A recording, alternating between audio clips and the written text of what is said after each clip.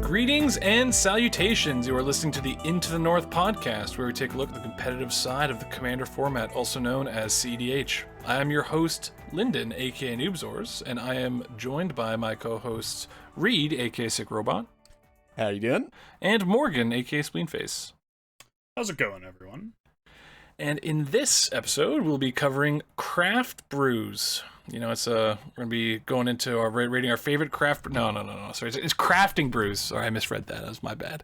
Yeah, we're gonna be talking about brewing in CDH and kind of some philosophy around that, and also, I guess some brewing advice, but kind of more of a meta discussion this week. So hope you guys are into that. We've definitely done we've done a brewing episode before. I think it was like episode 12 or 13 or something like that. Where I feel like we got into the nuts and bolts of how do you actually go through the process of brewing. And this one is definitely a much higher level take on that and sort of talking about brewing styles, etc. But before we get into that, what have you guys been up to since the last episode? I know you guys have got a bit of stuff to cover. I didn't join you guys in Minneapolis, but you guys can go ahead, share your experience. Way to spoil it. Well, we went to Magicon Minneapolis. Much to the surprise of half of the people there, because we did not do a good job of letting people know that we were going to make it out. Look, it's other people's job to know where we are. Exactly. That doesn't sound conceited at all, right? Like the guy who tracks Elon Musk's jet on Twitter. Just that for for where is Into North going to be at this con. Yeah. So we met up with some cool people and played some games and did some events and ate some had good a party food. And yeah, it was a good time. Yeah. Some good stuff. I guess we should go through some highlights real quick. So we played Shout with out everyone you met, and if you miss someone, everyone's gonna be mad at you. It's personal. That's the if we don't say you, it's personal. And I'm not gonna say anybody because I don't remember anybody that we met, so it's personal to all of you. Fuck you. With our hands next time we see each other at a con. Reed's actually the worst. I'm legitimately terrible. I don't remember anybody anytime ever, so just keep just yell at me until I remember you is basically what you gotta do there. Honestly, just yell at Reed. You don't even have to wait. Open invitation. If you see him at a con, just scream. It was great meeting a bunch of people though. We got a few games in with peeps and fans and such. There was actually, I feel like there was less of the general population CDH delegation out there this time compared to obviously CDH tournaments are gonna have a higher density of CDH players, duh. But it felt like the ratio of content creators out there to just general. I don't know. CDH I feel like was, people just. They were a large group, but I feel like a lot of we just didn't get to interact with a lot of people because when I walked through the command zone, there were tables and tables of people playing. Certainly, what looked on the surface like competitive pods. Well, there you go. I'm actually super happy about that because that's even more people that I don't have to remember the names of and are still being a healthy and good part of the community. Just the worst. Just the worst. Yeah. Just the worst. So just for those keeping score at home, Reed is happy you're part of the community. He just doesn't want to interact with you. You're not good enough. If you're happy to interact with me and accept that I'm just not going to remember your name for the next time that we meet, I'm more than happy to have a discussion and play games. It was good though. We got some good games in. I'm not sure, Morgan. I was gonna nab it, but do you want to tell the story of the one event that we actually have a story for? Yeah. You mean our Pioneer Sealed? Yeah. So we did the Pioneer Sealed, which is a sealed event where you open one pack of every set in Pioneer. Which for those of you who aren't exactly sure, that's every standard legal set since Return to Ravnica came out, which is over 10 and a half years ago. Holy shit. So it was 44 packs. Yep. And with an you build, hour and a half to build a 60 card deck. You build a 60 card seal deck from 44 packs. And it was awesome. Got to see like some absolutely wild interactions from cards that were definitely not designed to be played together, and people like I don't know, there was just a whole bunch of like really interesting stuff that could happen. Obviously, like, design philosophy has shifted a lot over that time. Yeah. Things are pretty different now than they were 10 years ago, I would say. And so yeah, it was really neat to see. I wound up playing Zombie Tribal, like, unironically, because I wound up opening 3 zombie lords. And would you like to recount for the audience the discussion that we had before playing said seal event? Yeah, so we were talking about, like, okay, what are, like, you know, one of the first things we went through, like, what are the absolutely unbeatable draft bombs that are in this set? And we came up with, like, you know, like, some masterpieces, Oko, Uro, yeah, like that kind of stuff. And then, I, you know, Reed, like, mentioned Zombie Tribal, and I was like, no way, right? Like yeah, well, there's a bunch. So we were talking about, like, the draft archetypes that we thought might be good in general. It's like, you know, you can play, like, maybe you can play, like, some white weedy stuff. You can play, like, some other, like, random thing. Maybe, like, there might be, like, a Merfolk deck or something like there. And I was like, yeah, you could probably, like, end up with Zombie Tribal.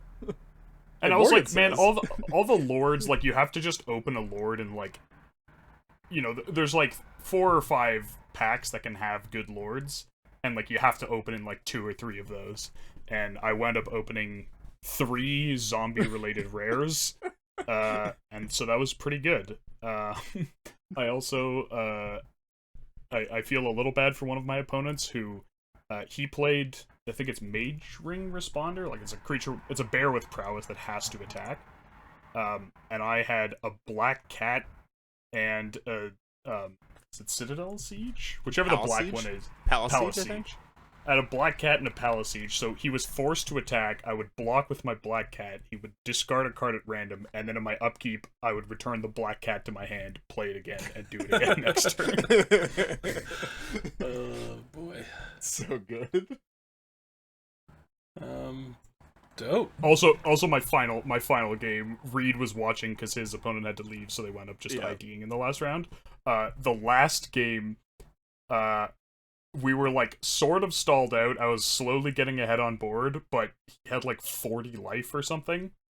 And then I'm like, well, you know, I'm pulling ahead here, so this is good. And then he slammed Approach the Second Sun. I was like, oh no. Yeah, I walked over to the table. I see them both. I just like walk over, and by the time that I get over, they're both at like 30 life with a massively clogged board, and I'm just like, I have no idea what's going on. And then the dude casts Approach to the Second Sun. I'm just like, I now know what's going on. And basically, I like, yeah. So I look at it, and I'm like, okay, I guess I just have to race. I'm throwing everything I have into the race. And I killed him with the Approach as the top card of his library. So it was in the last very much a time. Very much a photo finish. Nice. Yeah, in the last turn of turns. Unreal. Man, those moments always stress me out so much. If it just comes down to the absolute wire, if it's like Moto, if there's time, or, you know, time gets called in a tournament, man, I hate that. I hate it so much. But yeah, speaking of you know, time getting called in tournaments, other new development, or not new development, I guess, what we've been up to since the last episode was Bufftown Bullies. So I finally joined you guys down in Buffalo. You guys went. You've been once prior to this previous one. Yeah, right? we've only done it once. Yeah. Okay. So last time, Morgan and Reed both made it to the finals, and Reed won Tacoma Duel. Pretty sweet. And then I was like, oh, it's definitely a good time. This is kind of sweet. You know, Buffalo's not too far from where I am. You know, it's a reasonably sized CDH tournament, which, you know, just for whatever reason can't be I mean, fired. they capped out registration too, right? So it's just, that's awesome. It's cool to see the CDH community growing like that. Wish we had something like that in Toronto, but, you know, whatever. Definitely not entirely our fault or anything. Yeah. Continue. So I drove down, joined you guys, and didn't do too bad myself this time. Made it to the finals, which was the craziest finals pod I've ever seen, man. Holy crap. It was ridiculous. Yeah, so I did quite well in Swiss, and then in semis I ended up getting Riel. Yeah, I was playing Riel. For context for everybody. What were you guys playing again? It was I was just on TNT because I didn't feel like putting another thing together, and I think Morgan was also on TNT. Yeah, I was playing different versions of TNT, right? Cats. Yeah. Yes. Yeah. We're doing some breakfast deluxe stuff. Not that anybody actually cares. And I mean, Morgan, so Reed, you didn't make it to semis, right? I did not. I scrubbed. Morgan did, and then we played against each other in semis, and yeah, wow. It was my birthday, and he just ruthlessly bullied me. It was great. Reed had asked me to, he's like, Linda, just send Morgan please. home. I want to go. Yeah, well, me and Morgan came over in the same car, and Lyndon drove down to a separate car. So I scrubbed out before semis, and Morgan makes it to semis. So I'm just like, okay, Lyndon, you're in the same pod as Morgan. You need to just mercilessly crush him in like the first 3 turns, so he can just go home. And he didn't even have the decency to do that. He just blood mooned me. Yeah, I blood mooned you, and then I fireballed me, delayed and my then... fireball, and then from the ashes, yeah, for ashes. good measure. It was pretty fun. So fun. Did pretty well, made it to the finals. Was going first in finals on Real. I was like, oh man, this is sweet. I only lost once, so I had a draw, 2 wins, and a loss. So the loss was my first match of the tournament against fellow Canadian who drove down to Buffalo, Derek, who was playing Liberator, the legendary Shimmermer, and got absolutely clapped match 1. And then I see him again in the finals. I was like, I know your tricks now. Okay, Liberator. So the pod was myself on Riel. Next up was Zindersplit Ocom.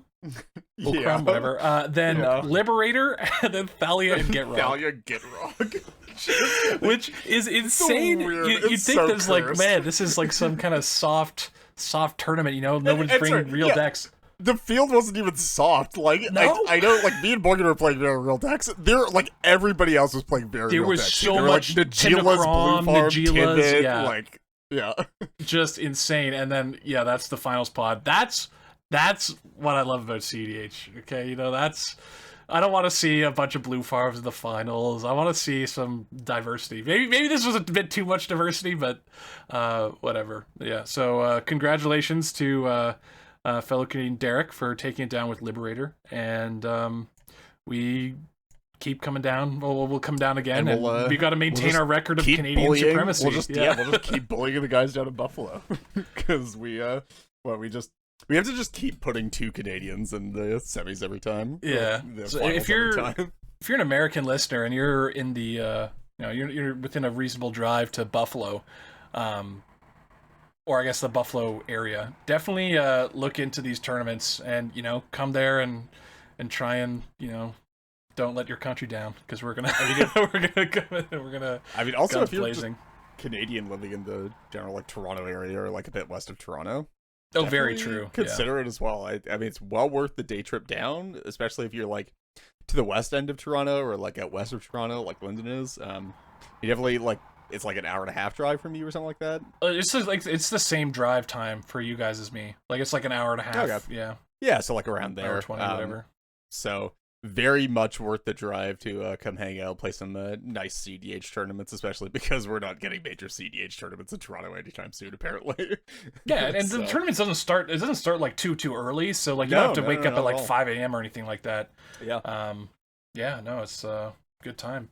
So yeah, big shout outs to it's Tad who runs the tournament. It's just the Bufftown Bullies run it generally. Okay, well, I know I was talking with him about like having a Discord and things more centralized. I think he said he was working on that. So yeah, we'll definitely be shilling that as.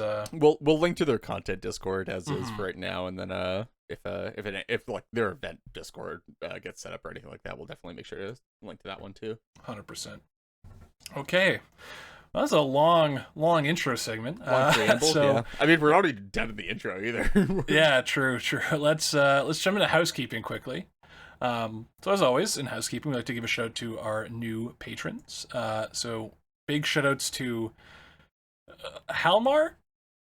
God, like, really? It's like the easiest. Morgan said you would have trouble with this, and I'm just like, no way. It's so easy. I mean, I feel like part of it is easy. I'm still not sure what A sound it's supposed to be. What's Hjalmar? Thor's hammer called? What's Thor's hammer called? Mjolnir? But that's an right. O. Right, just what it's the same orientation of J sandwiched between like a consonant. No, I get what vowel. sound the J is supposed to make. I just don't know what sound the A is supposed to make. It's like Hjalmar. All right, okay. well let us know in the YouTube comments how horrifically Reed butchered your name. Yeah, something like that. I'm sorry. Yeah. But yeah, big thank you for becoming a patron and help supporting the podcast. I guess that's housekeeping and new developments. We have just Bufftown Bullies, which I mean I think we kind of covered that. Yeah, already. we got that shout out covered. But also actually before we get into the main topic, it was brought to my attention that when in my last episode, the last episode that I was on, I had gotten back. I'd done a trip to Europe, and it had been a while when I came back, and I forgot to give a shout out to one of my friends I saw there. So Chicken, aka or Ivar, I know him from Magic, the Gitrog server, and crashed at his place. He showed me around Belgium, so big shout outs to you. Thank you. Yeah. Okay. I think that covers that. You guys took a leisurely 20-minute stroll around Belgium. I was surprised. We went to Amsterdam, and I was like, no way you can go to Amsterdam. It was like a 2-hour drive. I was like, wow. You don't really realize how small Europe is until you actually experience it. Imagine driving to another. I mean, I was gonna say driving to another country for like that's what we're doing for CDH for Buffalo, but like except you're driving to Buffalo. Yeah, like literally as far as it is to Amsterdam from yeah. That's so funny. But yeah. Okay, so on to the main topic, which is crafting brews. So I wanted to start with more of kind of a meta discussion around this subject. And so the kind of, not just at the brewing level, just above that level a bit, we want to talk about the different ways that people enjoy the format. The reason for this is we'll get into it, but partially is that there's so many different ways that people enjoy it, and I think there's a lot of discourse in the community about how people enjoy the format, and some people thinking that their way is better, or sometimes they'll look down on people who enjoy it a particular way. And I just very much wanted to stress that what's important is your own enjoyment of the format. I mean, so long as that's not coming at like other people, the expense of other people's enjoyment. But everyone's allowed to enjoy the format in their own way, and so there's a couple different ways that we have outlined here. So some people enjoy gameplay the most, brewing, optimizing decks, or the community and social aspect. And obviously there's like a hybrid of all of these, or mix and match, whatever. But these are all different kind of priorities that people have for enjoying the format. And yeah, just be content enjoying it in your way, and realize that other people might enjoy it in other ways, and don't get butthurt about it. Yeah. But other people are having fun wrong. That's so much of Twitter discourse. Great injustice. Yeah, so I think those kind of categories, gameplay, brewing, optimizing, and the community social, are sort of reflected in, or like optimizing, can get touched on in brewing, and so I just wanted to touch on that first before we kind of delved in a bit deeper on brewing specifically. But yeah, let's move on to brewing more specifically, and I'll let you guys kind of break down some of these categories. Sure. So I mean, the obvious one, and the one that's I think actually probably like least represented amongst CDH players, probably. Maybe not at this point. I think this was probably true a couple years ago, which is just not brewing, so Netdecking. With like that's if you saw that in Twitch chat, it would be like Netdecking, like in parentheses, not discriminatory, like not derogatory. Yeah, not derogatory. Because Netdecking is totally valid, and it's how a lot of the best players in the game pick decks for tournaments. Is just that person did really well. This deck looks really good. I'm just going to copy it and then play it a bunch. Totally valid. I feel like I think it's actually grown a lot since like a lot of the 60 card players kind of like started coming to the format. Obviously, well, and I feel like it's there's been just a large growth of CDH in general, pulling people in from a lot of different spheres. Like it sort of felt like when we got involved in CDH, the sort of the main funnel was just like EDH up to CDH, and like that sort of a recipe for people sort of like thinking that Netdecking is just like not a good thing to be doing, or that it's like, oh, like I don't want to be a net decker like you. But like when you get people coming in from like 60 card formats, or people who have experience just like going to FNMs and playing meta decks and stuff like that, they're like, it's not net decking. I just like take the decks that are good and then like use those as resources to play and get better. Yeah, I think a lot more people are going down this avenue as their intro to CDH, and I think it's encouraged by most community members being like, "Hey, it's so you're new much to the better format. than your first deck. Try something that we know works," and that way, I've been pushing for that for like half a decade now for new players to be like, okay, I understand you want to build your own deck. Please just like play a couple of games with like these good like top tier meta decks, so you have like a barometer for what the format looks like before just like diving immediately into the spiciest brews known to man. Exactly. And to speak to the non-derogatory aspect of it, it's like, I think Brian Koval has won 2 CDH tournaments now, and he said that when he first came to the format, he kind of looked around, saw some stuff. He heard that Blue Farm was the best deck. He found a Blue Farm list he liked, started playing it, maybe did some tweaking and optimizing for his own personal preference, but it's not like he brewed it up from scratch. And he piloted that to 2 tournament wins, and he's fairly new to the format, right? So that's like very, very impressive. Yeah. And anyway, definitely, there's no shame in working off of what someone else has kind of put a lot of time and energy into already. We all stand on the shoulders of giants. We all stand on the shoulders of Shaper, but never mind. It's Shaper all the way down. Yeah. Cool. Morgan? So the next sort of thing that you might look at when you're brewing is whether it's going to be solo or collaborative. And I think this is, we're sort of presenting it as a dichotomy, but it's definitely more of a spectrum. There are lots of people and lots of spaces where you can you go off, you largely brew on your own, and then you have some people to act as your rubber duck. You come back and you go, hey, here's what I've been doing. What do you guys think? Do you have suggestions? That sort of thing. Often the deck servers can be a great resource for that, even if you're not, hopping in voice calls and brewing the whole deck together from scratch. Just a second set of eyes is often a very valuable thing. Yeah. Also, Morgan's saying it's a spectrum, and that's certainly true. But the level of collaboration, you can bring on collaborators at different stages in a brew, right? Like, I think I guess we don't really have this in our show notes, but I think brews kind of, there's stages. It starts as like maybe just an idea, and then you get like a sketch of what the deck might look like, and then you start refining it. You maybe got like 100 card considering board, blah blah blah. Maybe you bring on collaborators there to help you narrow that down, or maybe it's a more polished brew, but it doesn't have enough testing, and so you bring on collaborators to help test cards and slots and just get more feedback and games and just accelerate that process. So it's and I think that's probably one thing that the CDH community excels at is collaboration. And I think it largely has to do with because our format is social inherently, that we're very community driven. that were just more inclined to want to, like, you know, talk and with other people and work on something. And, you know, you'll see deck lists on the database or on Moxfield with like a bunch of different names stapled to them at the top, and authors, and lots of from all the filthy clout farmers. Yeah. I would say that collaborative deck lists are less clout farmy than solo, right? What? No. What? No, I'd say if all. you're soloing it, it's like, man, I want all the clout to myself.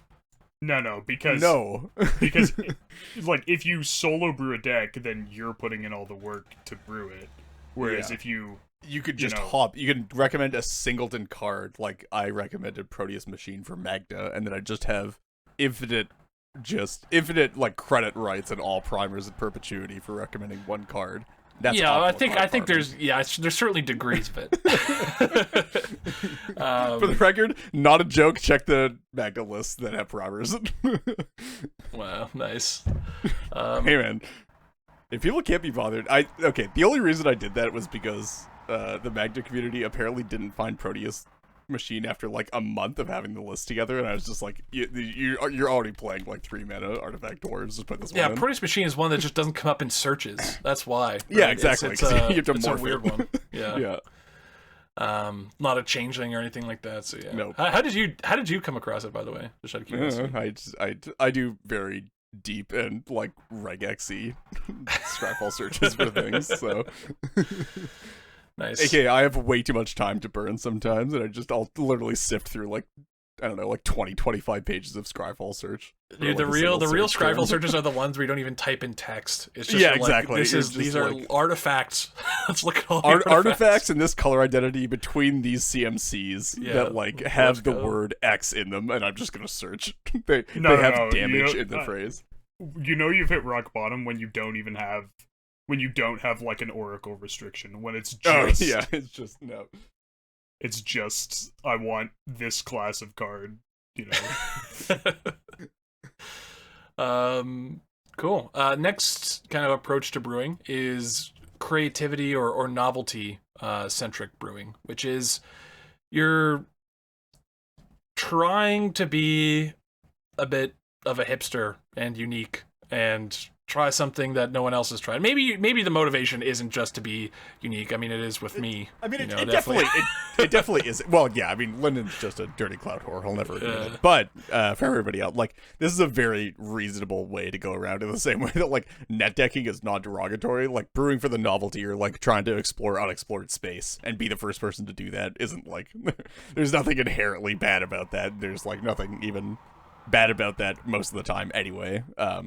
It's just that, like, you know, you want to be on the like the leading edge of stuff, and you want to like make sure that like every square inch of the format is fully lit up and explored. Yeah. I tend to feel most comfortable in this space because I find the new kind of gameplay patterns or new cards and new commanders exciting and challenging, and that's I actually personally, you know, going back up to that kind of top meta level thing, the majority of my enjoyment in CDH actually comes from brewing. I'd say second to that would be, you know, community, social, and then like optimizing as well, kind of in there, and then like gameplay last. My least favorite thing to do in CDH is actually play CDH, you know. Not to say that I don't enjoy it at all. We know. And you know what? It's honestly a bit of your own fault, because I feel like you almost exclusively build decks with just dog shit play patterns, and like you don't realize until you actually play it again. No, I realize the play patterns. Like Thrasios Togo, I love that deck because it's a very unique play pattern. You know, there's not many other decks. But it's not fun to actually like play that deck like in the like. It's fun conceptually to be like, oh, these play patterns are like super interesting. Oh no, I love it. I do love playing that deck. You're You're mistaken. I rank that lower. But in terms of decks I love playing, that's up there. That's up there. I think you have this like conscious enjoyment of the games that you play with that deck, but like it's just eating at you subconsciously. You're just like somewhere deep down, you know that it's not satisfying gameplay, and you're just like it's just waiting to break loose. And be the thing is, the satisfying aspect of it is how salty and how just absolutely dreamed, like, it just having a single rock equipped, like, just absolutely dumpsters like 80% of decks, you know? No, it dumpsters like 30% of decks, which is the worst part. It's surprisingly, it's way more than that. Like the top end of the format, like 80% of the decks, but like it dumpsters 30% of the decks, and those 30% of the decks aren't like the best decks in the format. It's like decks in the format that have like X2 commanders that like they require in play to actually play the game. It's pretty nasty against Najila. Pretty nasty against sure, Timna, but like Kinnan. at least like Timna and Najila can at least like you still play the game without those in play. Like yes, you have a 4 or 5 color deck. I'm saying like what it truly dumpsters is like the 2 color X2 decks, which is just like it just dumpsters the so X2 bad. decks where you're completely commander centric, like something like an Emery or whatever, right? Where it's like I need my commander in play, and it's never gonna stay. Yeah, or Kinnan or Cole or yeah. Just those decks are just unplayable into rocks, which is basically that's Lyndon, what I love. That's what I love. Lyndon just takes the customer service motto, right? He's not happy till you're not happy. Yeah. Yep. The way I enjoy gameplay CDH is actually just completely sick and perverse. You know, I had so much fun resolving that Magus of the Moon in DBF and From the Ashes against Morgan. It was actually, I was just grinning ear to ear. It's not right. I feel the need to stress again. It was literally my birthday, and this fucker's just sitting over there like he's having the worst time, and I'm loving it. Yeah. Just, you know, what a great friend.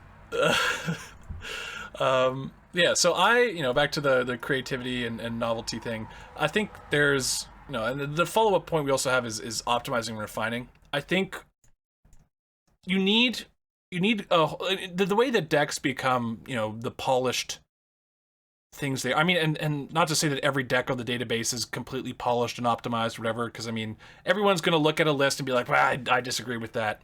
I disagree with this. I think it should be built differently. And I think that's really good and healthy.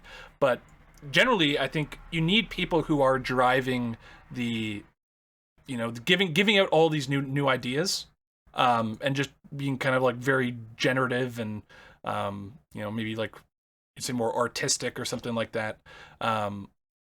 And then you need the people who are the, optimizing, refining to be like, no, that's a bad idea. And then eventually, someone's like, hey, this is my, creative idea. I think this would be good.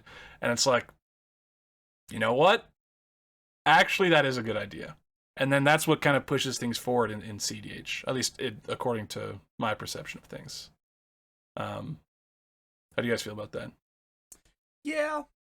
Because I think it's kind of hard to be both. Like, I mean, you can have aspects of both, right? But it's definitely, you need to be in different mental spaces, I think. I think you can integrate. You can integrate both. Like, I don't think it's always either one or another, but it's just like it's easier to exist in one space versus the other at the same time. I think also some people are just more naturally like gifted or adept at, usually one or the other, right? It's hard to say that you're amazing at both, right? Yeah. And it might just be like being adept. being adept at optimizing, refining doesn't necessarily mean like, someone who's maybe more adept at creativity or novelty might be able to achieve the same kind of end state as someone who's adept at optimizing or refining, but it might just take them a lot longer, right? The person who's good at optimizing and refining is going to play these games. They're going to take in all of this data and, maybe have a good understanding of the metagame and decks and play patterns and kind of just incorporate all of that data and be like, I don't think this is right. This doesn't quite fit the play pattern or doesn't fit this deck or whatever. And they can just do it in a more efficient manner, I think. So yeah, I think those are like the biggest kind of categories and approaches to brewing, and then we've got one more that we were having some discussion about this pre-show that it didn't quite fit with anything else, but so this one's a bit messy. I still agree that there's something here, but I'm not sure that I agree with like any of the actual terminology that we've come up to represent it. Or maybe even the fact that like these are even like two separate categories that you can even cleanly define. But anyway, I'll let you. Morgan, do you want to get this one? Sure. This is your Yeah. So the term we came up with was intention versus result, and that's not necessarily we're not necessarily thrilled with those exact words, but essentially we're talking about starting from a goal of like, I want to play this commander or this card or this combo or something like that, where you have an idea that you're then looking to build around, being intentional brewing, and then sort of a results oriented approach would be more like you have certain characteristics that you want the final result to have. So maybe it's like, I want a deck that can play really well through artifact hate, and a deck that has a good grind game, or maybe it's, I want a deck that can be really fast or has a combo that's really hard to interact with. And you start with sort of a descriptor that you want the end product to have, or a set of descriptors, and work towards that to as your approach. Okay, cool. So now that we've covered, the different approaches, I kind of want to touch on this one tweet that was sort of the inspiration for this episode topic. And so this tweet comes from Kai Fervent Alchemist, and it says, "Things you need to know about me as a CDH brewer. 1, I won't argue with you over card slots. 2, I won't try to convince you to play any deck. 3, most of my arguments are weak because I'm not arguing with you. 4, it's a game and I treat it as such. And 5, I try things, every slot is a flex slot." So this had quite a few retweets, quotes, comments, and there was some, I don't know, it seemed like there was a bit of tension in the replies to this tweet. And I think this is sort of kind of a breakdown of communication, and kind of what we were touching on earlier of the, oh, you're having fun wrong in CDH.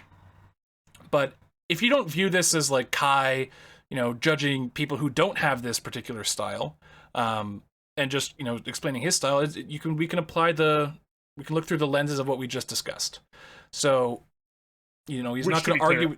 Yeah, I don't think he was. I think there was some discussion sort of around it that involved sort of a little bit being a little bit more prescriptive. But I think actually he was just sort of talking about himself. Descriptive. Other people were sort of saying, yes, this is the right way to do it, and then people. I saw stuff like, this is the healthiest way I've seen to brew and see, which I think is just, I think that's hogwash. I don't think it makes any sense to be like, one way of enjoying brewing or something is more healthy than another.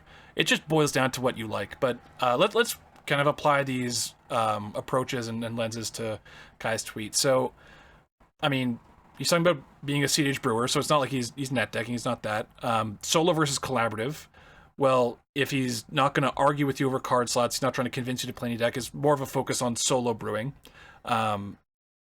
He's talking about. I don't necessarily know that's true. Or I guess I could see. Yeah, true. It's not. Like, I think what that was about was sort of. I guess it's not collaborative optimizing or something like that. I mean, I do think that there's a way that a lot of people do collaborative things, which is adversarial, which like sounds harsh, but it's not. It's adversarial in the same way that like a debate is adversarial, where like you adopt opposite positions, but you do it to try and like synthesize or come to a better conclusion. Yeah, my brewing style, if I'm doing collaborative, I need to, like, I'll say something and I want someone to be as harsh as they can on, like, tell me exactly why this is wrong. And sometimes I'll say things just, and I won't give the arguments against it, but I'll have in my head, I'm like, I don't think this will make the deck, but I want to hear someone else say it in their words. And if they say the same thing, that's pretty, it's reinforcing sort of what I was already thinking. Or then you can go back and forth, be like, actually, I think this point is not great. Like, I very much like that style, but that's definitely not for everyone, right? So true. Yeah, it might not be that he's purely solo or collaborative, but I guess we can be a bit ambiguous there.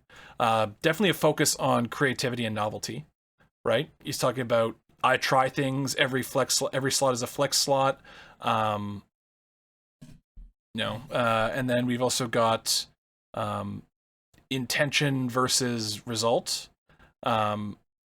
It's I don't know that necessarily that that tweet like commits one way or the other on that part of it. I mean, I would say people who are, I guess it's not committal necessarily, but I think people who have a results oriented kind of mindset are generally open to a more adversarial style, because I think that's generally the discourse like that you see in 60 card and even in CDH when someone's trying to work on a list for Blue Farm or Delver or whatever. You kind of get into the mud arguing slots to try and convince someone that this something is right, because you are trying to arrive at something objective and outside of yourself as something that's like right or the best for this meta to try and win or something like that, win an event or whatever. So I would assume it's less results oriented and more like intention based, but I guess it is. Yeah, I am assuming there. I mean, I'm also I wouldn't be surprised if Kai ever hears this, which probably won't, but never know. Kai ever hears this, like, wouldn't be surprised if Kai describes himself as like not aligning to either of those poles and just being like, yeah, you just sort of like brew in a way that flows rather than like looking at the actual, even the final result or the initial intention could very much also be like a journey brewer. The purpose. But I mean, isn't brewing? Wouldn't that kind of be just intention and like you're brewing for the brew itself almost? I'm not necessarily sure. I think, maybe it's not a strict intention. No, I don't strict intention. No, I don't think so. I think brewing for the sake of brewing sort of sits between those two poles, and sort of off that axis entirely, right? I don't know if I necessarily agree with that. It for the joy we don't have to. We don't have to get into. Yeah, I mean, we don't have to get into it, but I wouldn't be surprised if that was the case. And also, like, if any of these don't describe people, I wouldn't be surprised if people would describe themselves as like a third option that doesn't align on that scale perfectly. Yeah. Just in general. But I do want to also touch on number 4. So this doesn't go into the different approaches to brewing, but he says it's a game and I treat it as such. And that kind of falls into the way that people enjoyed the format. And that, is going to be the community social aspect. So yeah, this is at the end of the day a game. You don't need to be.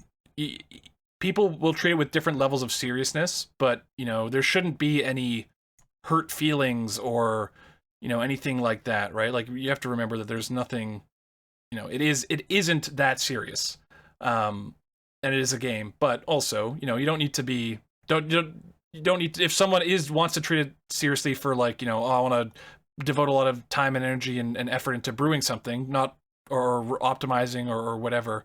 No need to deride them for doing that. Everyone gets to enjoy the game in their own particular way, but. Yeah, I do think I resonate with the remember that it's a game. There shouldn't be any like tempers or anything like that, hurt feelings. Yeah.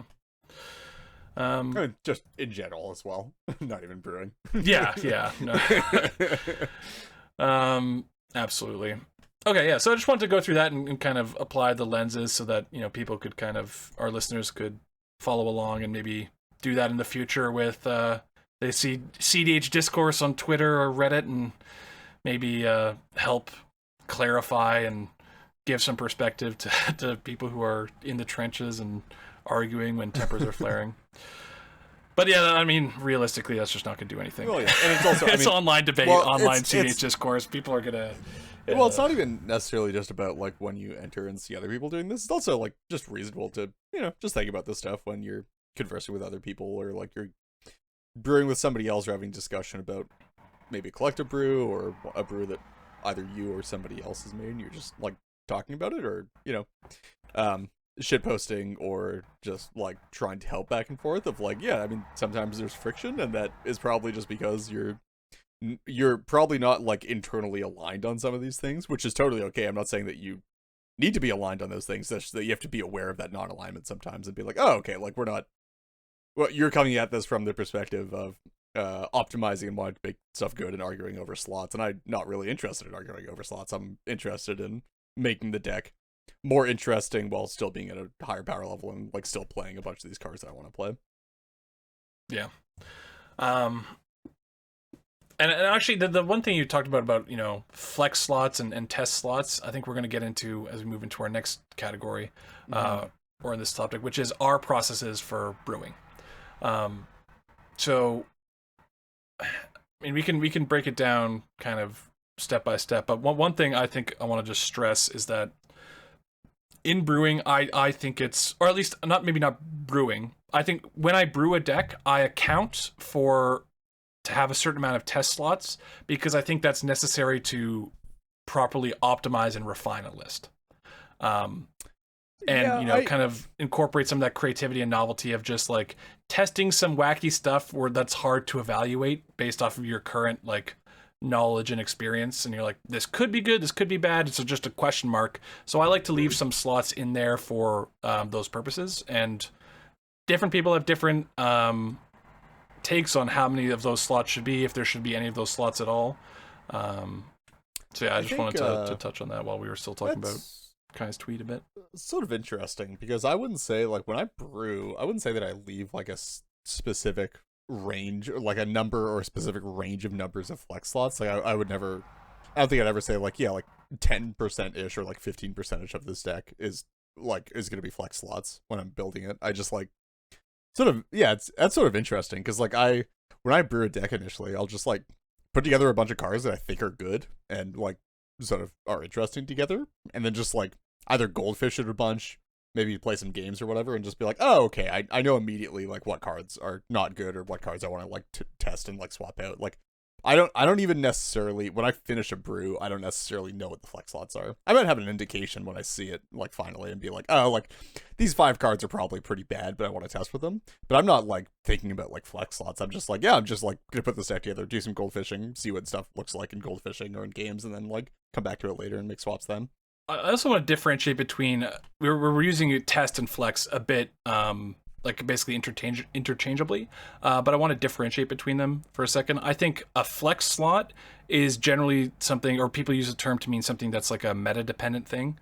So like graph cage, right? You know, that might be a flex slot where that comes in and out, or, you know, a particular type of removal or something like that, right? Stacks, whatever, like just things you swap in and out of your deck depending on the meta composition you're expecting or what matchups you're trying to cover. I generally view those as like flex slots, whereas test slots are cards where you're like, I don't have a particular, like, I'm just trying to see how this plays. That's really interesting then, because I would say then that I never brew with flex slots. Yeah, I don't brew with flex. I brew with test slots. Sure. I don't consciously brew with test slots either, right? Interesting.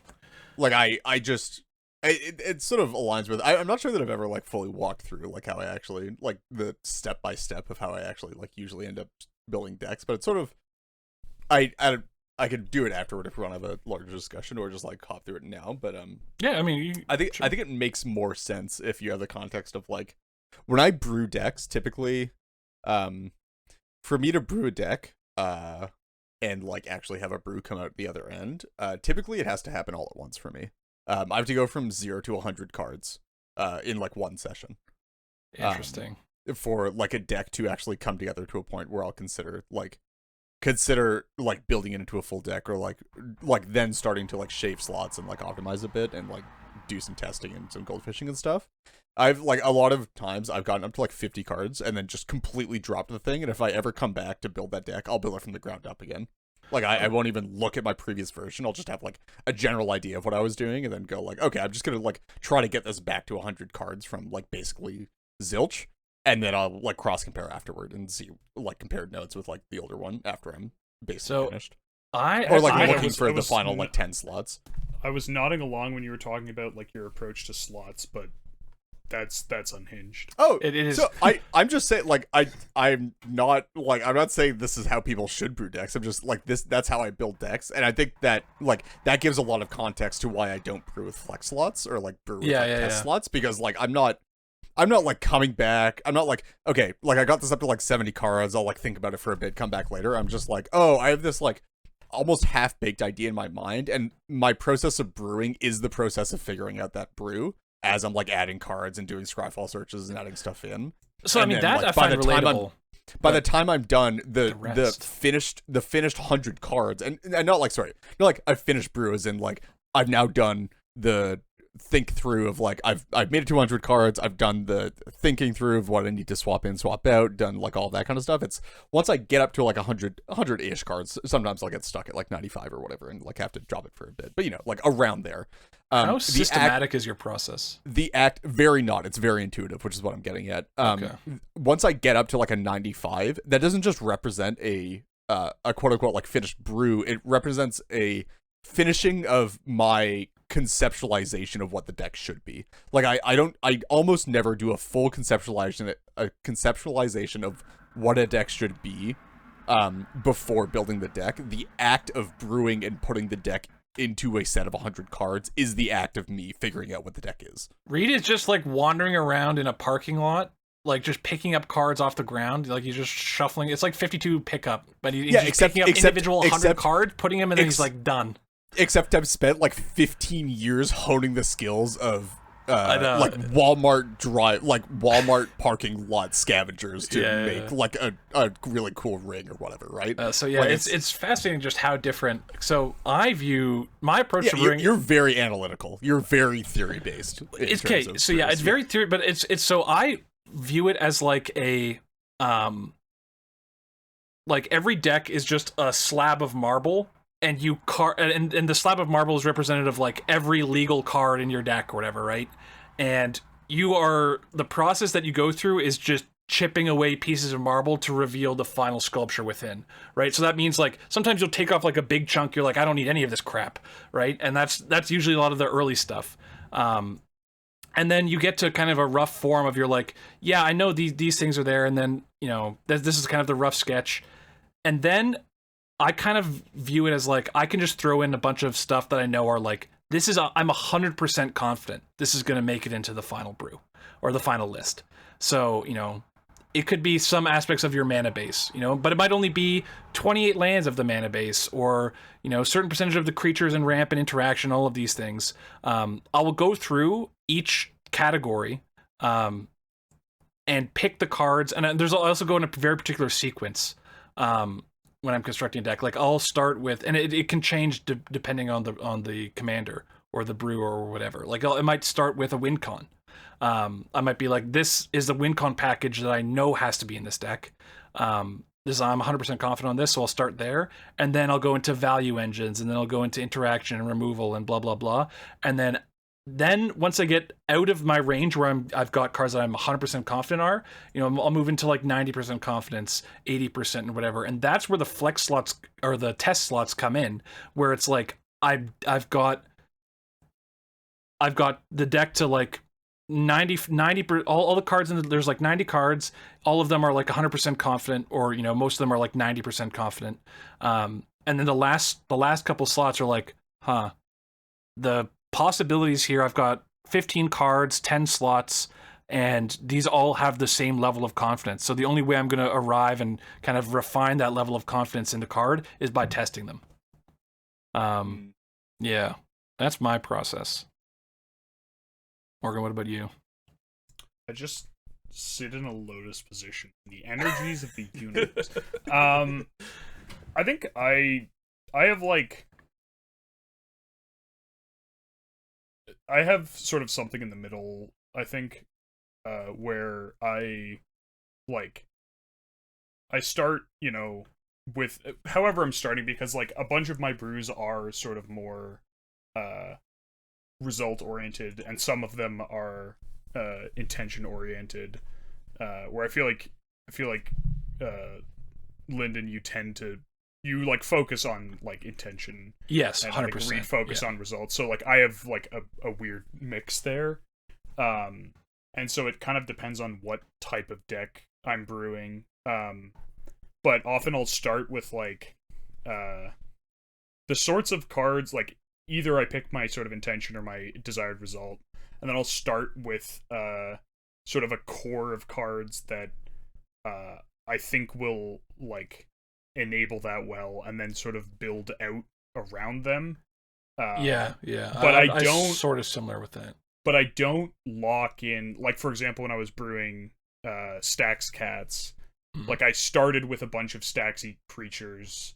Like, I started with, like, sort of a core of, I think it was around 10, and then went, like, okay, what do I want to put around these to make this deck work? And I think I've now dropped at least 2 of those 10 I was starting with. I think one I swapped for a different one. I just, like one I swapped for a different hate piece. One I just is no longer a hate piece at all. Interesting. So I don't like lock in. I try to never to lock things in, really. Look, I just don't think of it that way.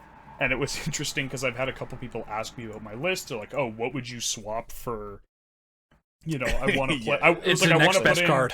So it was like, I want to put in like Lavinia and Nullrod, and I was like, okay. They're like, what would you put in? And I was like, I could give you a list of 15 cards that you shouldn't cut, and then, like, the other 85, go for it. Yeah.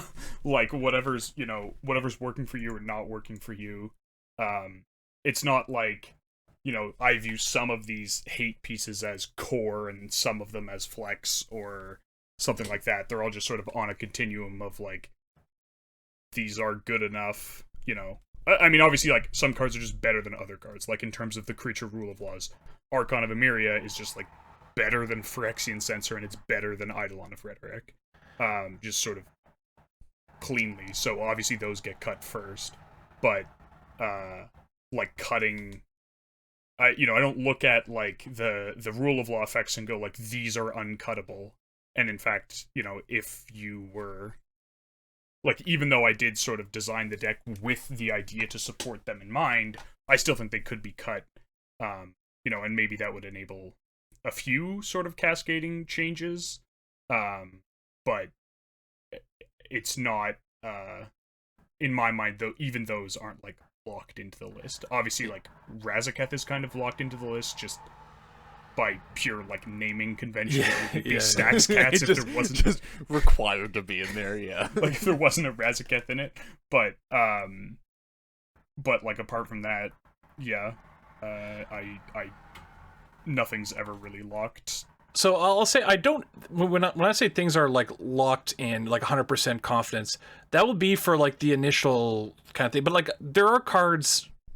Like, I'll swap things that I at one point 100% confident if I want to, like, bring in a package or change a direction of the deck or something later on. But I definitely, like, have things more locked in the initial brew, and then, like, just add in things. And it's funny when you were talking about, I want to put in these cards or I'll take out these. For me, it's like, I hate the idea of one-for-one swaps. Like, unless the ratios are, like, very tuned and specific. It's just, like, so much more fluid than that. Yeah, to me, it's like, what do I put in? I was like, just cut the 2 worst cards and put in the 2 next best. Like, that's what the level of it is for me. But it goes, it's like, there's a lot of implied knowledge there, though, right? Yeah, like, no, it's, well, because it is a mix of a science and an art, for sure. Well, it's cut the 2 worst cards, but the 2 worst cards and the reason they're the worst are a hybrid between a lot of factors between absolutely the objective power level of the cards in the format, the, like, relative power level of the cards to the rest of the deck, the amount of redundancy that those cards represent and how much you need that redundancy, and then how good they are in, like, specific situations, specific metas, etc., and, like, a bunch of other factors. So in theory when I'm talking about the my confidence level in a card, like, you know, a card that's 90% it's like that number that I'm arriving at is a confluence of all of those factors, and it's just going through the black box in my head or whatever. And that's the thing is there's no formula, right? The formula is whatever crazy connections your neurons are making through all of your experience and theories and blah blah blah. And everyone has different black boxes, and some people have very similar black boxes. But so I kind of want to. I'm very fascinated in learning more about your guys' style. So sorry if this is, like, hijacking the topic a bit, but I kind of want to just ask you guys some stuff. Because this is it's very fascinating. The listeners might not know. We don't really brew together all that often. The only times we brew together is when we're specifically building decks to attack a certain thing in a given meta that we actually care about. Like when we're trying to like brew a deck to like win a tournament or like win a specific set of games. In, like, Cody, like there was a lot of like sharing of like because I was doing a weird approach. Reed was doing a different approach. Revisionism? Also, that fucking Linden wouldn't share his Untapper's list. Doesn't share Untapper's list. Like okay, ever, no, I didn't want to share it because I wanted to take two completely independent approaches and then combine our information and then after seeing our list. So it was obviously I saw your list first, but I was like, I want to try and do my own thing so that it's not trying to be influenced, and that way when we share, it's like we can kind of compare and see what's actually good. I feel like then you shouldn't have looked at our list. Yeah. No, but I mean, when I say looked at your list, I mean, I didn't have the idea of Cody Nas until I saw what you guys were doing. I couldn't have come up with Untappers until I saw your list in the first place. But like, you ask people to share lists, and then you don't share lists when people ask you. No, that's very true. I am like that. We did like the Thrasvile, what's it called? Canadian Cheese Rush build. As like Lena was really involved. I didn't do Cheese Rush. Me, Morgan, and Matt though, like same sort of thing. Like just like we'll do stuff as a group for like when we care about results and such, but we very rarely do like collaborative like fun brews or like collaborative like brews for. So we'll share like early tech and stuff. So like Raffine, I know Morgan and I went back a bit on back and forth with Raffine ideas and stuff. But like the decks tend to be like mostly fully formed by the time that we get input from each other. Yeah. Or like the only time there's really like a lot of back and forth information is when it's like, so with Raffine, a good example was because it wasn't like, it was very new. And Morgan identified, like I remember seeing Raffine and being like, no, this isn't good. And then Morgan threw together a list and we played a game. I was like, oh my God, I see like incredible potential, which is often, how it goes. It's like someone has an idea or something. I was like, oh my God, I see like just insane potential for what I like. And then there's like, back and forth sharing. Like, dude, Morgan, did you find the one with Provoke? Is it Deathblade Elite? Yeah, Deathblade Elite. I think someone suggested it too. Oh, dude, what an insane find! But then, there's some fun stuff there. But yeah, okay. So we're getting a bit sidetracked. So do you guys collaboratively brew with other people? No, as a function of like what I said earlier about my brewing process. It's like I was gonna say your brewing process is psychotic. I have done like collaborative brews with people and stuff, but it's very much like it's not. And I'm not saying like, sorry, I'm using the word collaborative because that's what we were using before. It's very much not collaborative in probably the way that a lot of people think about it, in terms of like when I've done brewing with other people, what I've done before is like I'll hop into a text or voice channel on like the r/cth server. I don't do this much anymore, but I have for a bit, where it's like I'll hop in and I'll be like, I'm building this deck, you can hop in and give me suggestions as I build it. So I'm still like maintaining my autonomy autonomy and being a driving force. I'm just like allowing input from the outside as part of the process, rather than like completely sessioning myself off and like getting to a full deck before. Oh, dude, I'm very much like I can be very much a control freak with certain brews. Like I'm like I want to do this my way. I just like I want input on things on my brews before they're like, again, like it I sort of need to have a through line from beginning to end of a brew. So like I just sort of by nature need to sort of be able to have like mostly control over those decks when I'm building them. So Reed, with your process, how fully formed is your idea? My understanding is that you don't really your idea isn't like completely fully formed. It's kind of hazy and it becomes into focus as you're brewing it, right? Yeah, that's so weird. What can I like for like the polymorph decks when they were like still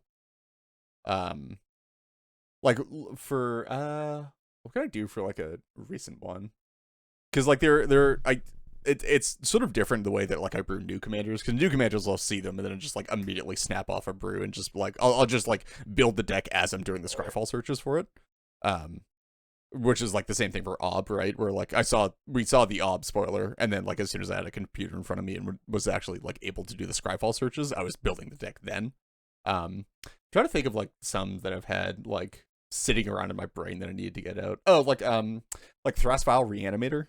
That I had kicking around in my head for a bit, where like I had this idea of like, oh, like the packages that intersect with like reanimating Tidespout Tyrant and World Gorger Dragon sort of intersect pretty nicely. Like you're sort of like stormy, rocky things in both brews, like in both things.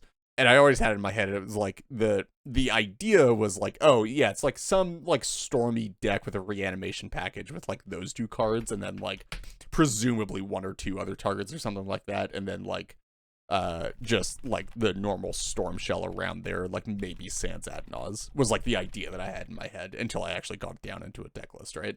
And in the process of building out the deck list, it was like, oh, okay, like Isochron Scepter Dramatic Reversal fits in nicely with this. Like, I guess you probably want to do like in order to be fast enough to actually make this work with a Storm Shell and not be hyper inconsistent because you're fitting like 3 packages together, you sort of want to be able to like manually like loot through a bunch of these reanimation targets. So I threw like whatever. I threw like I think like a Razaketh and a Tidespout Tyrant in there with the Hullbreaker Horror and the World Gorger, and I was just like I figured it out as part of brewing the deck.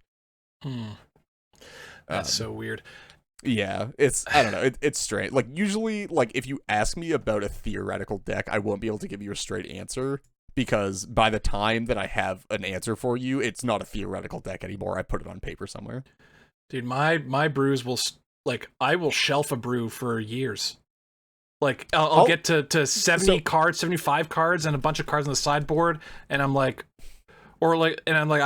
I don't like for me a lot of it takes a clear vision before I can finish a deck. Like I need to have an exact idea of what I want the deck to be, to either play or look like, and then I the cards kind of form around that. And if the vision as I get close to the end of the brew, if it's not like 100%, or things are kind of like maybe one of the packages like the win con isn't quite where I want it to be, like I'll be like I'm just gonna wait until I actually like I have inspiration again, and then it's on the shelf in the meantime. So like sometimes I'll just come back with it with a fresh set of eyes and try and finish it. But yeah, like wow, to just sit down and like I could put together 100 cards, but it would bother me because I'm not like I know that it's not what I'm not confident. I haven't justified every card in my own mind. I just like don't like it's a very like again natural so go with the flow kind of thing. like intuition based of like by the time I get to 100 cards, those 100 cards don't need to be perfect. They just need to represent the idea well enough that I can then start chipping away at that and be like okay, like here's the swath of like 10 cards that like aren't actually good enough for this deck. I'll get it up to 100 and be like, okay, these 5 cards obviously aren't good enough without even goldfishing. I'm gonna replace them with like some other good stuff after I look around at like other lists, and then like I'll do a bunch of goldfishing and be like, okay, these cards are like obviously very awkward and goldfishing, so we're gonna like get rid of those quickly, and then like after that point do like, you know, a bit of like play testing and stuff and be like, okay, these things don't actually work out that well in actual games. Let me go like find alternates for this, or like alternate packages or whatever. Morgan, how much collaboration do you do? Not a ton. And what I do, it's generally like later. It's either like very early or very late, where like I'll sort of bounce like broad ideas off of people, and then like I'll go and tinker with them, and then I'll come back, and then, you know, it's like I'll have questions about like, what do you think about, you know, this handful of cards. But sort of the main body of the brewing is something I generally do on my own. Honestly, it's not because I want to brew alone necessarily. It's just because you have no friends. No, it's more about like a flow state thing for me. Okay, where like just the concept of like, okay, I'm like in my groove, I'm, you know, putting cards in, I, you know, have an idea of where I'm going, and like stopping to like generally, I guess I do like sculpture a little bit more than like or like, you know, my process involves getting the rough outline of what I want, and then like additions and cuts, rather than like not putting things I'm not sure about in the first place. Sometimes I'll just put them in, and then I'll like sort of take them out later. So when you say sculpture, do you view it more like I was using the metaphor earlier with like carving a slab of marble, or do you view it as like you're forming something out of clay sort of thing? Well, so like what I'm saying is that I guess like I'm kind of in the middle. I do both. Oh, sure. Okay. Yeah. But like I find that collaboration's really good for the marble style. Like, hey, look at this list, like tell me which cards you don't like. And like I've done this with Reed a few times where I'll pull out like 4 cards from the list and 2 cards that aren't in the list and be like, which 4 of these 6 cards do you think this list should play? Sort of idea. But yeah, generally sort of in the middle, going from like a vague idea to at least roughly formed deck list to something I do alone, just because having to like spend focus on interacting with people while doing that is something that I find difficult. But like it's also a pretty quick process for me. Like similar to Reed, not to the same degree where like I have to go from 0 to 100. But like generally go from 0 to 100, or generally going from like 10 to 90 takes like 20-30 minutes. Yeah.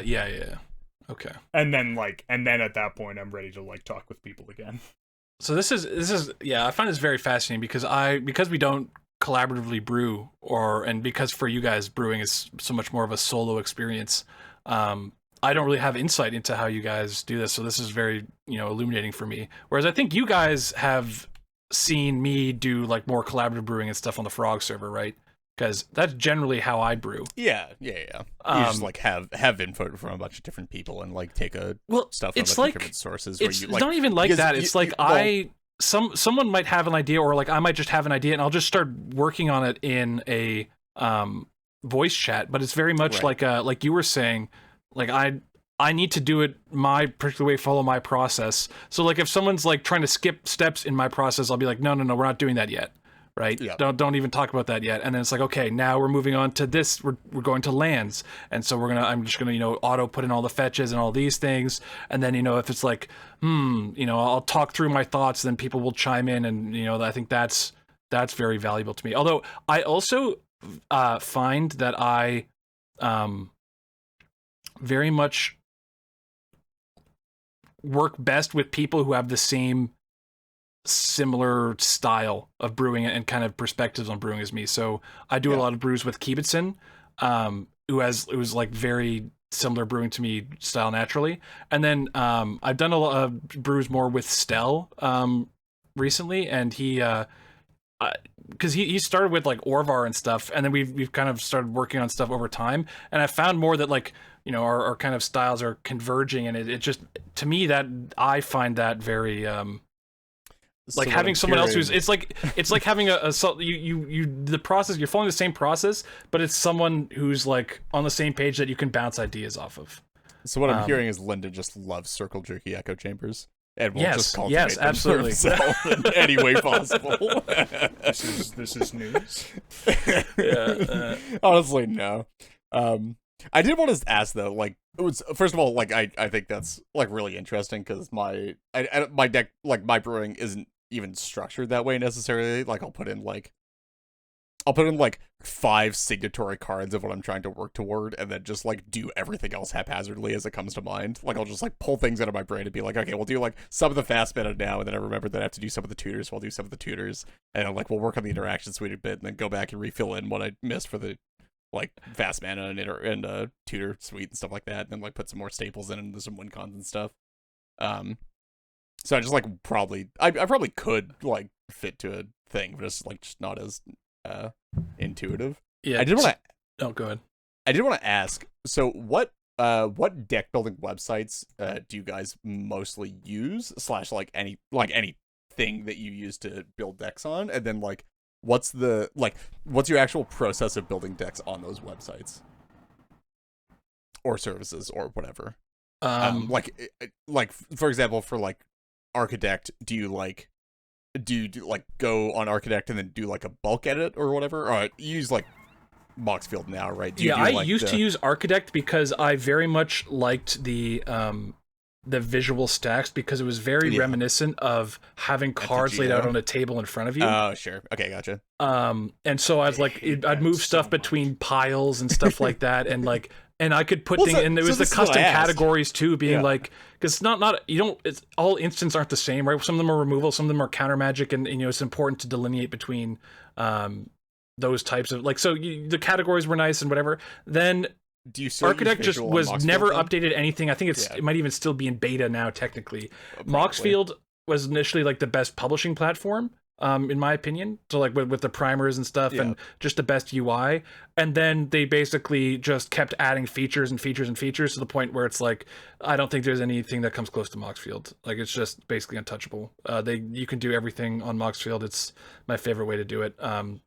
I do take advantage of like their packages feature. I don't use other people's packages, but I'll like make my own for like fetches and shit. Rainbow lands, utility lands, some things like that. I haven't gone too deep into like interaction suites or counter magic or whatever. Most of those are still by memory. And in terms of like searching and stuff, I'll use I didn't used to use Scryfall. I'd used to use and I still do use this one thing called Deck Builder. And the reason why is because it was an app that you could have on your phone, and then it also worked without internet. So like you could work on deck brewing, and it was like basically a mini Scryfall thing on your that you could use on the toilet without internet.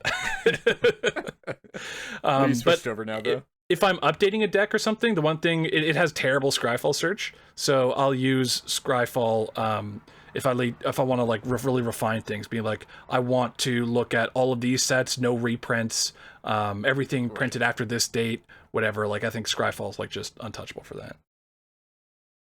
So yeah, at this point it's mostly just Scryfall and Moxfield. What about you guys? Morgan? I'm mostly Scryfall and Moxfield. I'm assuming you build on Moxfield though. Yeah, occasionally I've actually like text or visual stacks. I'm assuming you still use visual stacks on Moxfield. I actually use text on Moxfield now. Wow. Yeah, have you ever considered switching back over to visual stacks? Or? I've messed with it.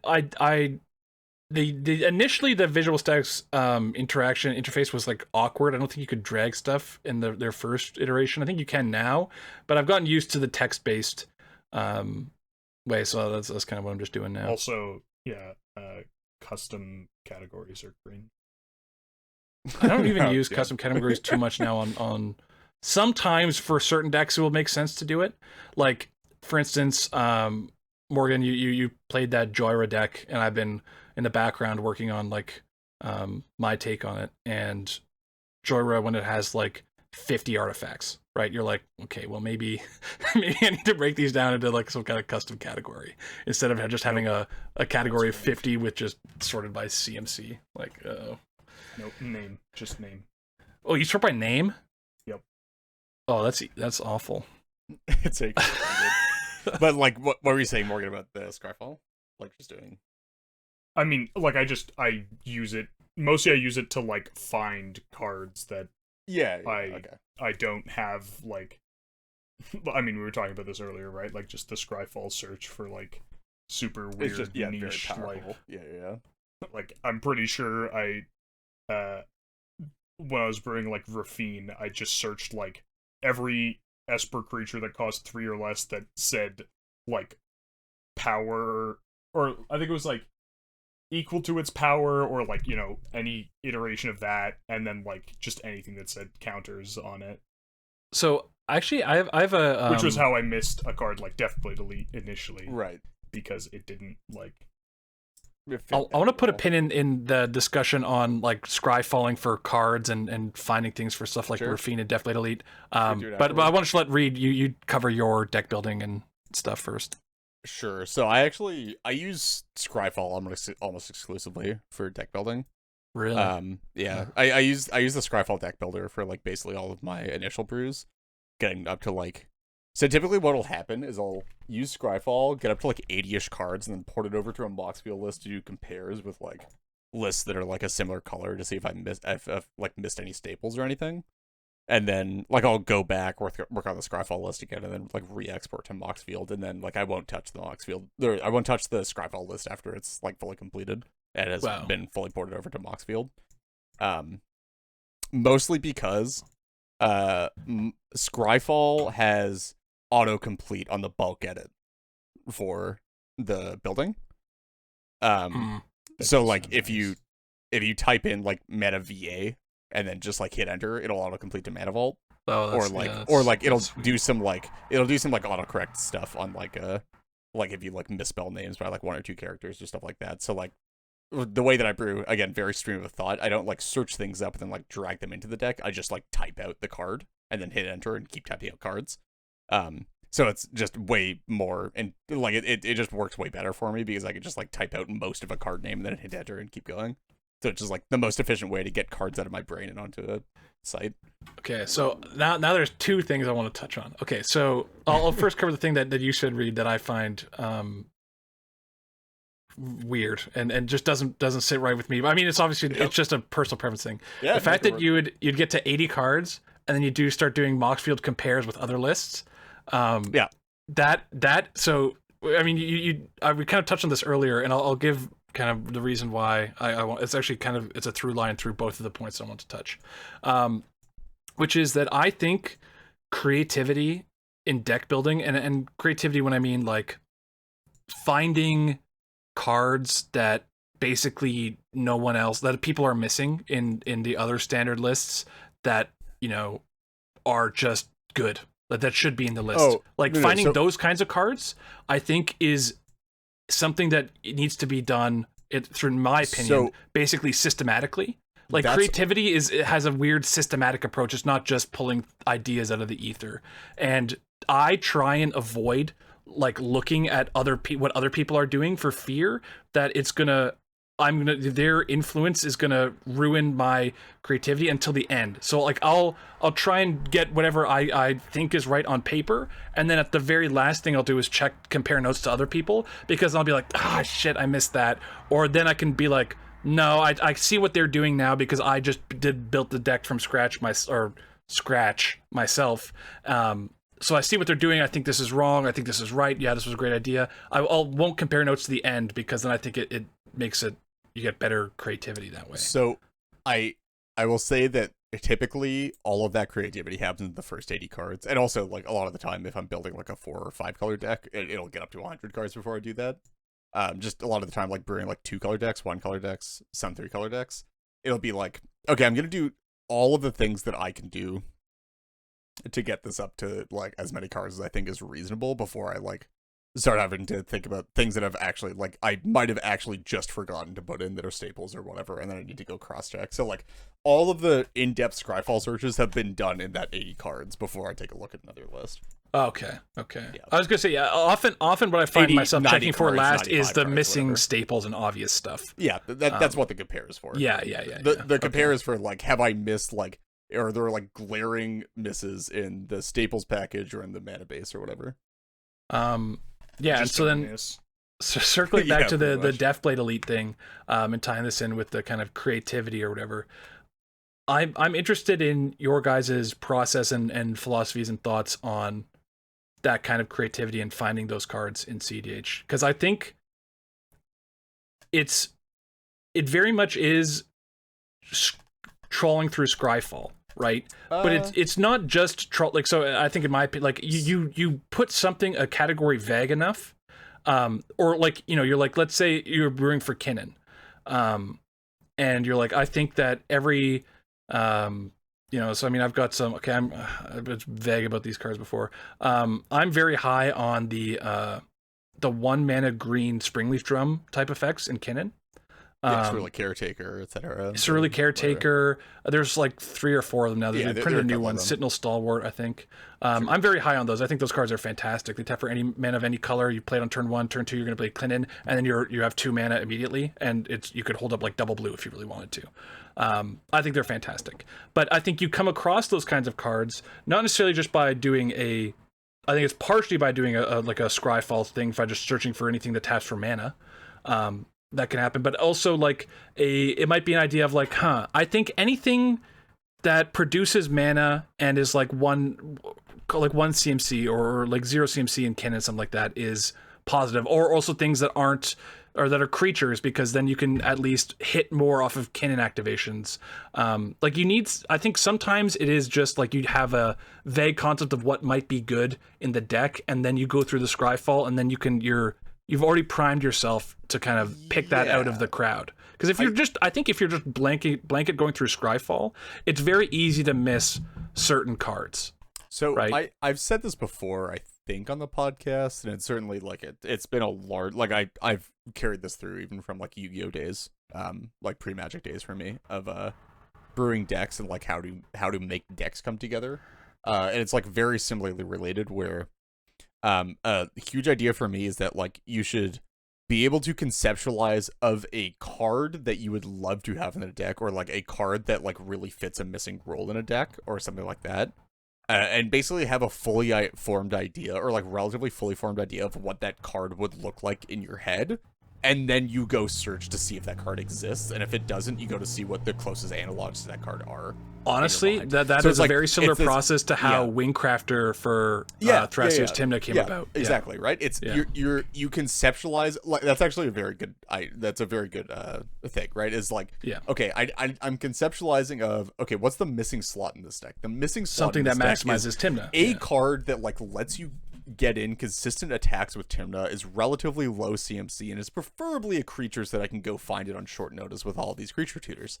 Yeah. And then you go, okay, what would that even look like? Okay, maybe it like makes a bunch of flyers on ETB, or like is a flyer that comes with like another one or something like that, or like maybe it's like some unblockable thing with like another effect or something, just like something like that. And then you go through and you search through, and it's like, oh, okay, like, so Loyal Apprentice is really good, but it's not the colors. So like maybe it's something like Loyal Apprentice. Then you go through and you search through and search through and search through. It's like, okay, well, there's not really anything that gives like hasty Thopters, or like even like a good rate on Thopters here. You sort of just get like 1 for 2 mana, or like 1 mana. The best rate is Occult Epiphany, but y'all aren't ready to have that discussion yet. I don't even. Do you want to read that one from memory? It's blue X instant, draw X cards, discard X cards, and then for each different card type among the ones you discard, you make a one flyer. Cards like the best on rate to make just random flying bodies. Like that kind of stuff, right? Yeah. I realized as we were having this discussion, I do also use another website to brew, and maybe this is a shameful admission. Tap down, EDHREC.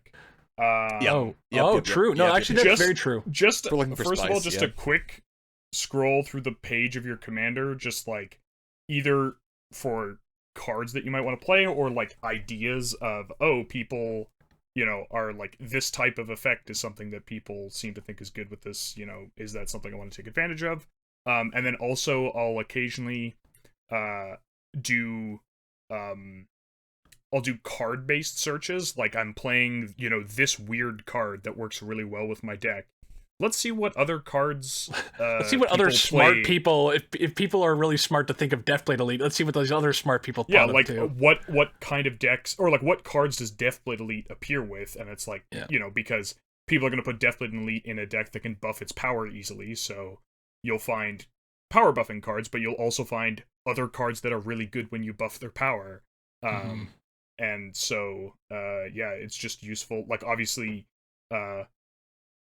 the decks that feed it are a bit of a mixed bag.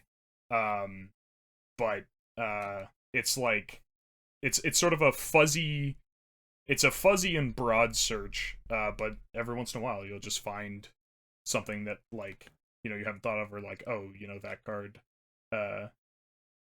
people, like, just, it'll give you ideas.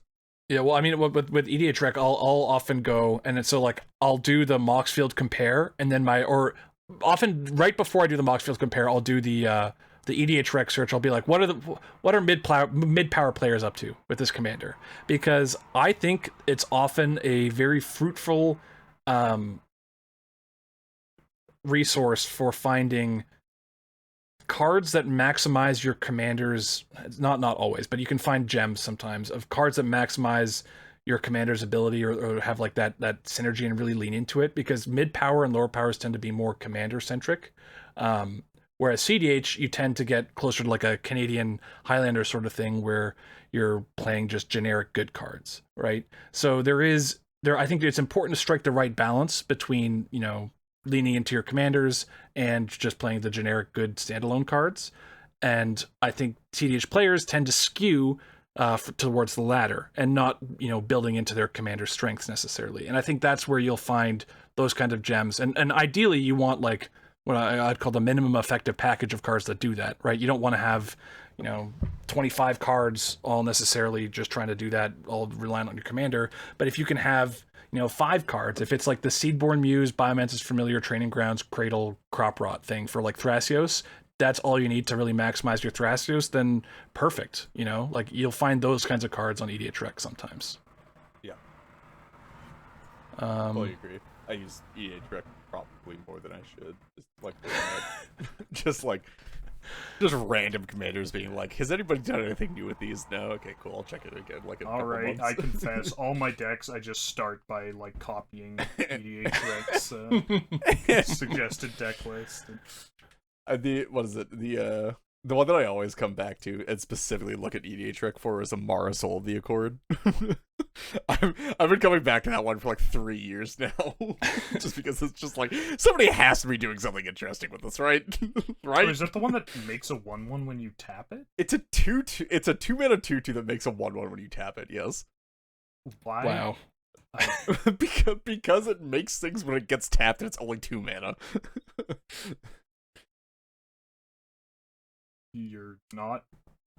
Those are both true statements. Is it just sort of worse Magda? Yeah, probably, almost certainly, but it's you like, never know. It's like, I mean, you Magda, play it with like the things it makes are worse, and it doesn't have an ability to use them built in. But it's in more colors. Yeah, you slam Coalition, not Coalition Relic, Relic of Legends, Cryptolith Rite, all this stuff. Jahara. Wait, doesn't Relic of Legends only tap legendary creatures? Yeah, but I mean, it will spit out the tokens. The actual answer is you're supposed to be an Earthcraft combo deck with like some type of untapper, but I haven't found the untapper that works yet. Anyway.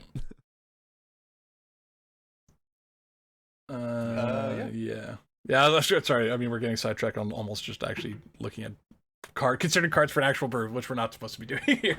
Yeah, but yeah, that was a really fascinating discussion, and learned a lot about you guys from that one. Us for just, I feel like we just like don't talk about our brewing process to each other at all. So it's I really enjoyed that. So hopefully our listeners enjoyed that as well. And I'd be very interested to hear if our listeners have like a vastly different process or take, if they resonate with any particular one of us as a style. Actually, you know what? I'm going to change the gut check, and we're going to just skip ahead to it. The gut check is just going to be listeners vote on whose brewing style resonates with you the most. And I'll add an other, and then you can go explain the other in general or somewhere like that. That's really cool. Absolutely no respect for structure. Correct. I mean, do you want to do the gut check intro right now? We could do it, and then we just too late. Sure.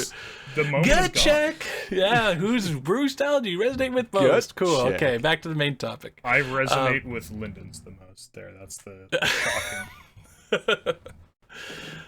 Okay, so I guess to close it out, we had a couple things, which was like Reed wrote this, how to optimize enjoyment for your own approach to brewing. Yeah, and I think we're not going to get into huge discussions about we don't need to. We covered a lot of this. Some stuff here, some quick tips. I just had some written down if you guys have some as well. I just have some like quick archetypes of people or like brewing styles here that like if you come close to, maybe consider some of this stuff because it might be interesting or like a new way to look at it. First one here is if you're sort of like an optimization type where you like optimizing for archetypes or optimizing certain decks and just like want to make them better and like keep iterating on them. I think I've said this a lot before, but you should try just like cutting stuff more heavily than you usually would and just like play games with a bunch of the stuff cut out of the deck. Obviously replace with stuff, don't register illegal decks, please.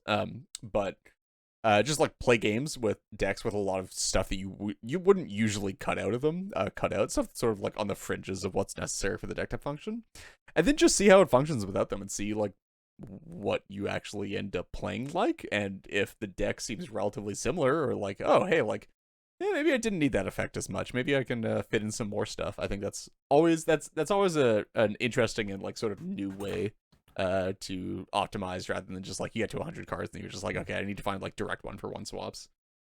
Okay, so I actually want to talk about this one sort of briefly. So my kind of philosophy on cards making it into decks and stuff is that a card, you need to be able to justify a card in theory before you even consider it in practice, like to have it be 100% inclusion in a deck. And so I often won't want to even test a card unless I can at least sort of justify it through theory.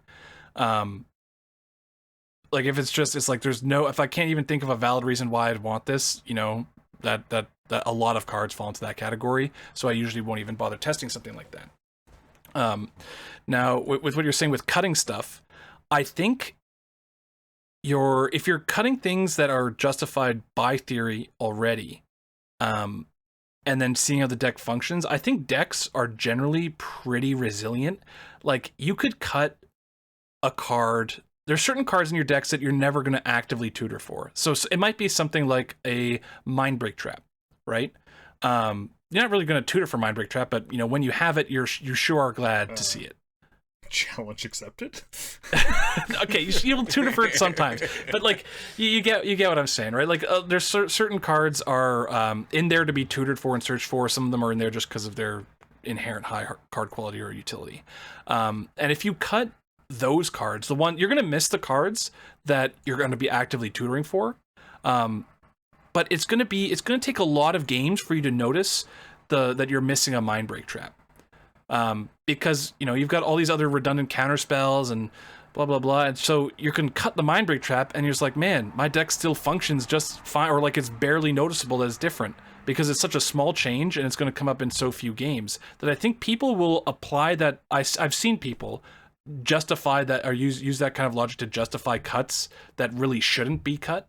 Although I do think this is a very powerful tool that people should employ more. I just wanted to give a caveat for it. The idea here wasn't like, oh, cut your interaction suite, or like cut just like a bunch of stuff from the deck and then play it without that, and like, oh, like, hey man, be better. Like I was specifically talking about like stuff that's like sort of on the edge of what you would consider cuttable. Yeah. In terms of like to the deck's core functioning is what I'm talking about, right? Like cutting like the edges of the pieces of the engine and seeing how the deck functions. Yeah, I often like doing this with win cons, right? Or redundancy in win cons. Like, do you need your plan C? About, right? Do you need your plan D? Like, exactly. Yeah, like stuff that like is sort of quote unquote core to the functioning of the deck, and just like see how far you compare those back. And like obviously, even if you don't think they're necessary, you might still like the play patterns of having them in the deck. So like, put them back in. Obviously, it's your deck. I'm just saying, like, consider cutting more heavily than you usually do, and test the deck in that state before like putting stuff back in and swapping stuff around.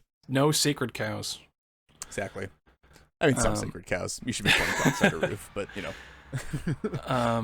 I had underneath here for just test slots, and we talked about it a bit earlier. But I just wanted to say that I think one of the values of test slots is not just for optimizing for your particular deck, but I was talking about my theory that you need to justify a card, or you need to justify a card through theory before you even like test it, and then you get that practical experience, and it feeds back, and either it updates your theory, or it confirms your theory, or it is completely conflicted, and you're like, I've learned something new. And I think that's what a really strong benefit of test slots is not just for a particular deck, but the kind of knowledge you gain and acquire about just card quality and card evaluation in general, right? So an example might be From the Ashes that we talked about earlier in the show. I'm very high on that card in low color decks that can support a lot of basics, or like you don't even need a lot of basics. Like maybe like in Brielle, I think I run 3 basic islands or 4 basic islands and a basic mountain, and I'm love From the Ashes in that. And it's a card where I think you could justify a lot of the stuff in theory, but playing it and actually getting the hands-on experience in testing it really lets you update your just generic card evaluation models, and lets you kind of learn more and have a better generic theory of Magic. And I think that really helps you become a better brewer. Yeah. Next up, different sort of column, different vertical. If you're somebody who brews for sort of novelty of deck function or strategy or that kind of stuff, we definitely consider. So this is like a sort of a two-part one. There's so digging for commanders that are both cheap and like have power in like unorthodox spaces. There are a lot of these around here. I mean, we were talking about one earlier with like Amara, just like looking at stuff that like commanders that cost 2 mana like are probably a lot of them bad if they haven't been explored, but you never know. And like a lot of the time, just like commanders being cheap is sort of a virtue on its own.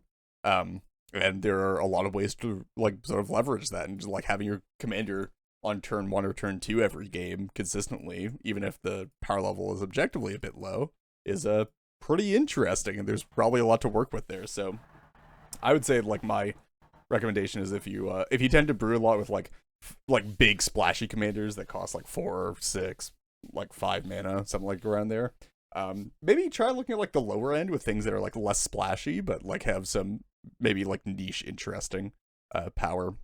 And on the other side as well, maybe look for some classes of cards that you think might be really powerful together that don't really have a good commander yet, and maybe like test to see if you can make a commander like sort of come together, even if it's not optimal for those. Or if you can't, just like keep an eye out for that commander. I know I did that with Cole. I thought the equipment package had a real chance to be powerful, and then Cole got printed, and I was like, oh, hot, great. I have like all this stuff ready to go because I've been exploring this for a long time. Nice. Yeah, and the other thing too, I would say is pick, if you can, just for I think just brewing in general and brewing lots of different unconventional, unsimilar decks makes you a better brewer for something where it might actually, like, there might be stakes on the line, or you really want to invest in a particular brew. So, you know, if you've got a low cost commander that might be powerful, one might be like a generic Thrasios type clone or something, or one might be, you know, almost like Feather or you know, Coal, where they're just, it wants you to do something really unconventional and bizarre. And I think the ability to just brewing that and getting the experience of going through Scryfall and honing your card valuation skills with in on that avenue is just invaluable. Yeah. And then for the novelty of card choices, for people who brew for the novelty of card choices, or like playing quote unquote pet cards, again, like brackets non-derogatory, but like people who like playing with like cards they just enjoy playing with. Again, no judgment. For a long time I just like to play with Waste Not. I thought Waste Not was the hottest shit. I still think it's pretty cool. I just like playing with some cards sometimes.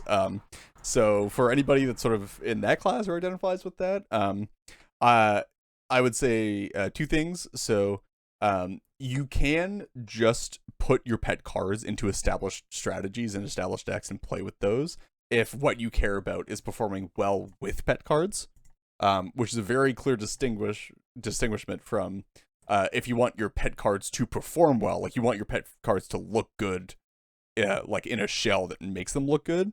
I would say consider even like dropping any idea of even having to play the like good meta win cons or like win lines or like any like a lot of like powerful stuff, and like just try building into them even more heavily. Obviously still in a CDH sense, but you know, like play your staples, but you don't have to be like locked to like the good win cons to make a deck work well if you want to like make the card that you like to play with good. Yeah, I was thinking you just try and force yourself to use the card, right? Yeah, like, that too. Yeah. If I think a lot of people get disguising stuck in, like, it just really in a meta iffy shell, right? It's so easy to ignore it or play around it. Whereas if it's like, I'm going to play this card and it's going to be almost like a focal point of my strategy. Well, I mean, you're going to have to figure out a way to make it work. Otherwise things are not going to go well. So, sink or swim with that one. Any closing points that anyone would like to make? That was basically my entire closing point, so go for it. Morgan? No, I think I'm good. I think we've... Okay, I can't believe I initially thought this was going to be like an hour-long episode. Hilarious. Absolutely not. Okay, well, that about wraps it up for this episode. If you guys would like to reach out to us with any questions, comments, or concerns, you can contact us on Twitter at IntoNorthPod, via our email, intonorthpodcast@gmail.com, or on our Discord server, the invite link for which can be found in the description for this episode. An extra special thanks to all of our patrons who help cover the expenses for our show and allow us to work towards improving the quality of the podcast. If you too would like to become a patron, we are at patreon.com/IntoNorthPodcast. Thank you as always to the band Vox Cadre for our lovely podcast music, and to Nate Slover for our equally lovely podcast logo. The next episode will be out in 2 weeks. Until then, see ya. See ya.